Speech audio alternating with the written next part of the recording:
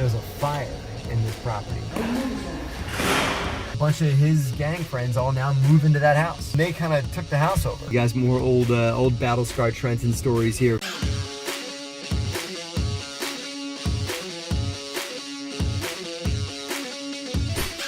What's up, guys? Matt Faircloth here, and I'm here with my nephew Anthony. How we doing? How we doing? So we're gonna give Anthony a tour of Trenton, New Jersey, and show him some real estate stuff and teach him a bit of real estate knowledge. This really is about how to teach 18-year-olds and young adults about business, entrepreneurship, and everything like that. So hope you guys enjoyed this video. Let's get going. Anthony, tell our lovely audience a bit about you. Just graduated high school. I'm going to be going to Drexel University in the fall to study entrepreneurship, and I resell shoes, so that is kind of like my way into entrepreneurship. You resell shoes? So if you guys know Michael Jordan, Kanye West, they have signature shoes called Yeezys and Jordans, obviously.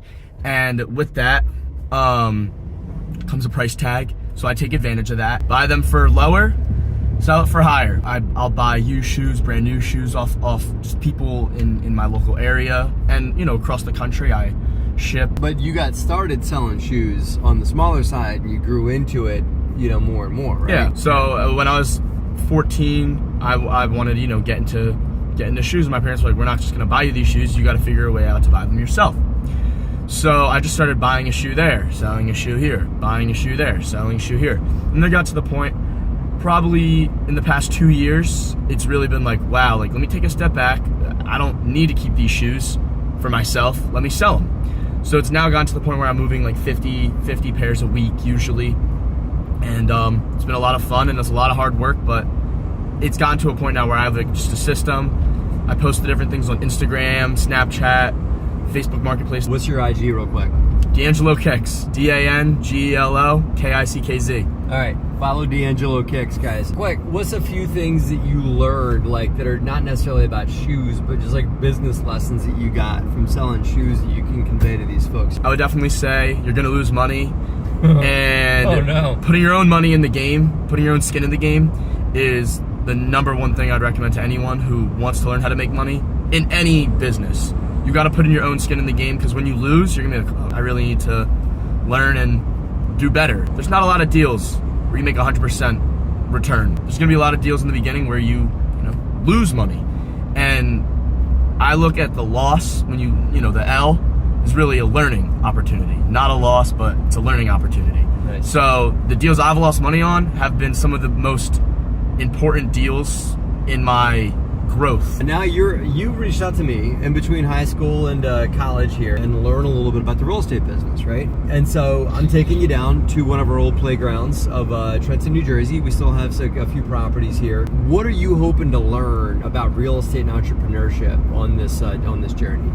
I would say maybe the inner workings of a deal. There's so many people that intertwined in a deal, so how can I be one of those? How does the deal work, and who sets it up? All the components of real estate. Exactly. Nice. All the puzzle pieces. Got it. Well, we will deliver those puzzle pieces to you. I'm gonna make it happen for you guys and for Anthony here. But Anthony, before we go on, this morning you got to start every day with a workout, right? Damn straight. This morning I took you for a workout with my man John at Cornerstone. Big shout out to John, who is a former U.S. arm wrestling champion, and you and I did a little bit of boxing with John, man. What did you get out of that? The bag beat me really hard, so I lost to a bag today, but I learned. Here's what it took me a while to learn about boxing is it's not about how hard you strike the bag. And this is actually true in life, right? Yeah. A lot of people, when they box, they try and deliver a knockout punch the first time they strike. And that's true in real estate. People are like, all right, I'm going to go do a multi-million-dollar deal my first time in the game. And not for nothing, just like boxing, it's really about just staying in the ring and striking and having good rhythm and doing the same move that feels good and just having good instincts. A lot of that comes from repetition, instinct, and not swinging too hard. And there's times to strike hard, don't get me wrong. Yeah. But you don't want to strike hard every time. And I noticed that you were doing that too, just like I did my first time in, right? Yeah. Consistency is just gonna help you. Yep. Long run. Yep. So good boxing training. Transitioning out, guys. We're heading down to Trenton with Anthony, and we are gonna go look at a couple properties. Backstory: me and my wife Liz moved to Bordentown. We believed in the acres of diamonds philosophy, so we started investing in Trenton. That was our backyard at the time. We lived in Bordentown, which is one town over from Trenton. For years, built our business in Trenton, and investors years later, once we had built up a portfolio of our own, started showing up and saying, hey, I want to invest with you guys. I want to get going with you guys in Trenton. And so we scaled up a portfolio here, over 100 units of all kinds of different things, retail storefronts, residential apartments, mixed-use buildings, the whole thing, single-family homes, all of it. We had a sizable team, and it was a good thing. A good first business to build there. And we ended up completing that business because I saw there was more places I wanted to go with it. More and more equity was showing up to invest with us. And to be honest, guys, I love Trenton. It's my original playground. I'm an OG Trenton investor, but there are certain components of Trenton that are not appealing to all real estate investors. Trenton is a perfect example of a mantra that a friend of mine gave me years ago, Anthony, which is that you cannot change a market. Yeah. You cannot. I don't care if you're going to invest billions into Trenton. Trenton would still be what it is, a market. And the market's going to go where it's going to go based on the buying behavior of the folks that are there, the atmosphere, and other amenities. You can't replace everything. Trenton, I realized, had its own economic growth issues, as it still does. And I am still a huge Trenton cheerleader and Trenton advocate. We still have projects that are going on in Trenton and new projects that are happening in Trenton. But I didn't want to live and die by Trenton. We slowly expanded out. Got in Philadelphia, got in Lancaster, got in North Carolina, got into Kentucky. So now we're a diversified company that's not attached to the success of one market. And we're now much heavier in those other markets than we are in Trenton. Some of these investors were in projects in Trenton for 5, 6, 7 years, and it was just time to exit. There's still plenty of ways to make money in Trenton, but it is not becoming the next Hoboken or the next Austin, Texas, or anything like that anytime soon. It still has potential. Plenty of, but it's not there yet, and so we had to expand out.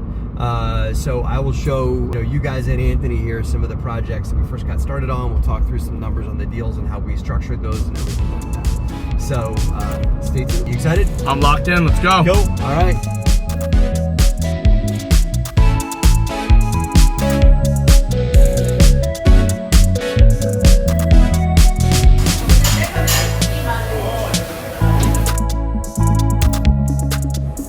So, Ant, we've had a busy day so far, huh?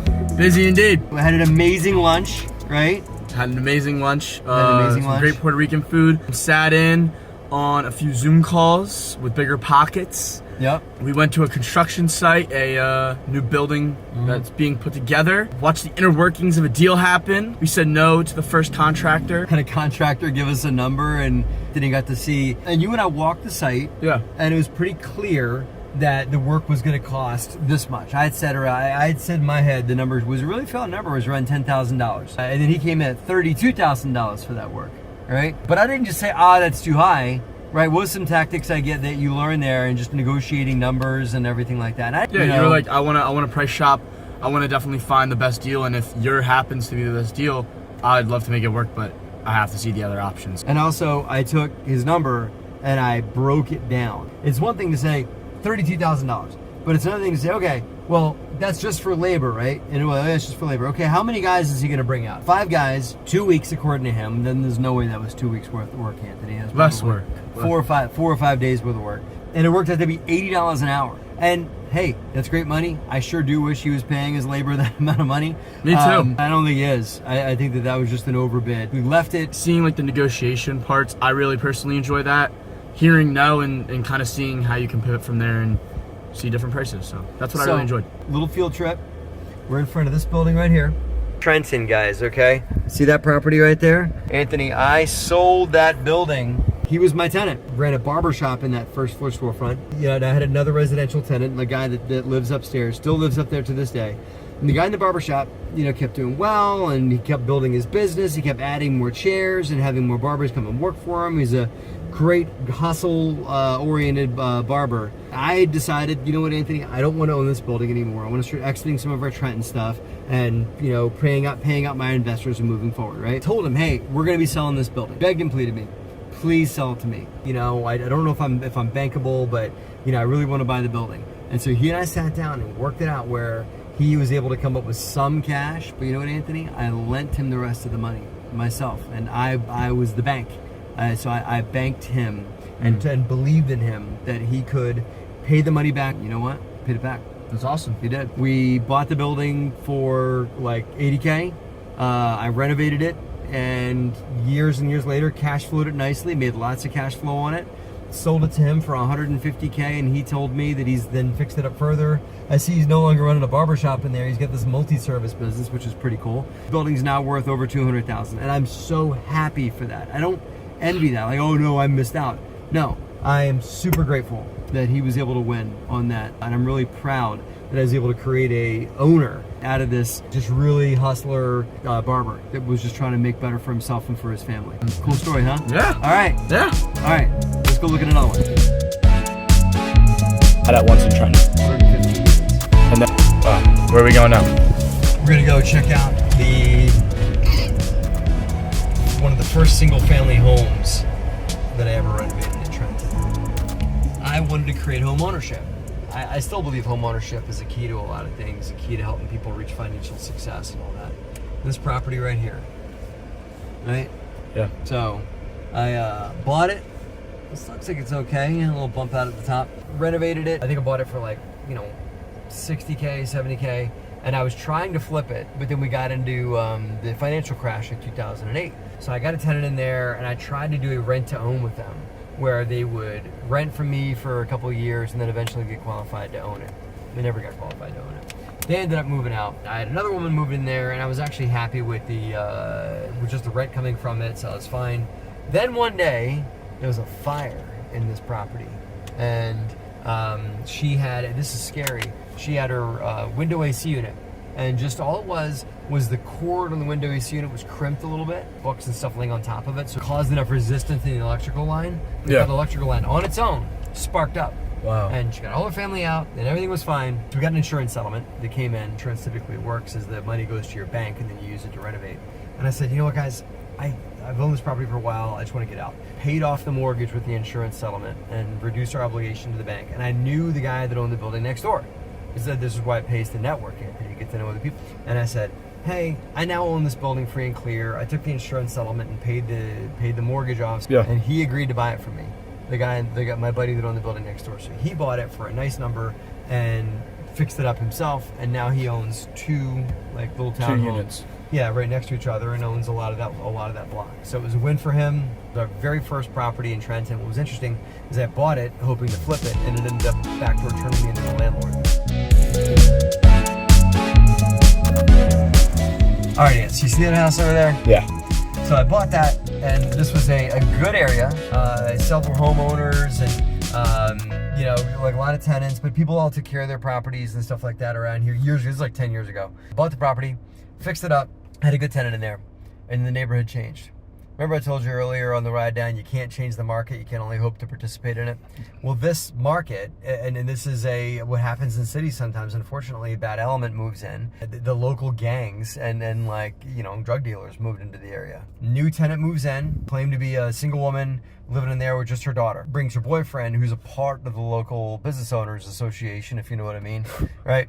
He convinces her that it would be a great idea for the two of them to start breeding pit bulls and selling them in the basement of that house right there. We don't know about this. They have a maintenance call that comes. I think it was like a no heat call. Yeah. Well, our tech goes over there and he's got to get in the basement and he's like, hey man, there's a bunch of pit bulls down the basement and it's really nasty down here. Calls us up and says, hey, you guys want to check this out? So we go, we're like, what are you guys doing? You can't breed pit bulls. So they agree to move out because we're like, we're going to turn you guys into animal control, and they agreed, so, okay, we're going to leave because they didn't want any attention. But because the neighborhoods changed a little bit and the boyfriend was in the local gang, a bunch of his gang friends all now move into that house, unbeknownst to me. So we're in there trying to renovate, and they kind of took the house over. Now Matt is now down here having a deal with gang guys because my employees are all like, no, we're not dealing with that. So we're concerned about our safety. So I go and I knock on the door and I'm like, okay guys, what do you want? What's going on? Just looking for a place to hang, and this is our block and everything like that. And I kept going back and forth. I ended up calling the local cops. That house was in the newspaper the next couple of days about this big drug bust. These local cops showed up and did a bust on the house. If there are crime issues happening at your properties, the police are your friend. They always are.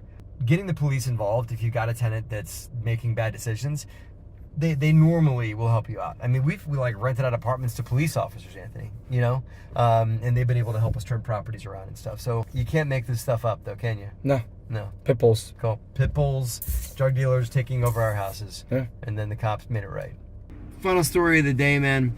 There's so many stories I could tell you, but you know, there's only so many hours in the day. Maybe we'll have to shoot another series of Matt and Anthony tour Trenton, right? That building, guys, ended up being a success story, but that is a perfect example of you don't want to try and swing for the fences and hit home runs. Remember we were talking about boxing? That you don't want to try and throw a knockout punch. I tried to throw a knockout punch with that office building. So I bought it when the state of New Jersey was gobbling up a lot of office space, and a lot of owners were buying buildings and then leasing them back to the state of New Jersey and making crazy numbers in rent for it. I wanted to be a part of that party, and then the guy that was the governor that was directing a lot of that lost the election bid. The guy that took his place said that, okay, we're not going to be taking on this office space, we're going to cancel all those leases, and we're going to shrink the size of the government a bit. Had I gotten a lease from the state of New Jersey to lease that office building, it would have cash flowed me and Aunt Liz enough to put us out of the rat race by itself. Just that one building puts us out of the rat race. And so we were like enamored by that possibility. Like you do one deal and it makes enough cash flow that you're done. And I'm not saying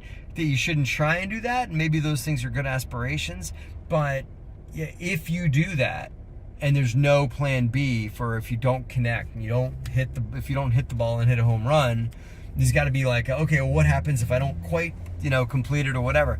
It didn't work, and so we ended up having to drop back and make plan B, which was to cut up the building and lease it out to single users, and it took a long time to get it leased up. It took a lot of our focus away from residential real estate. Residential real estate was our future, it was our passion, and so this building, again, was a success story, but it stunted our growth, and we struck out, and so we ended up having to put it back together, which took years for us to do that. Good day today, huh?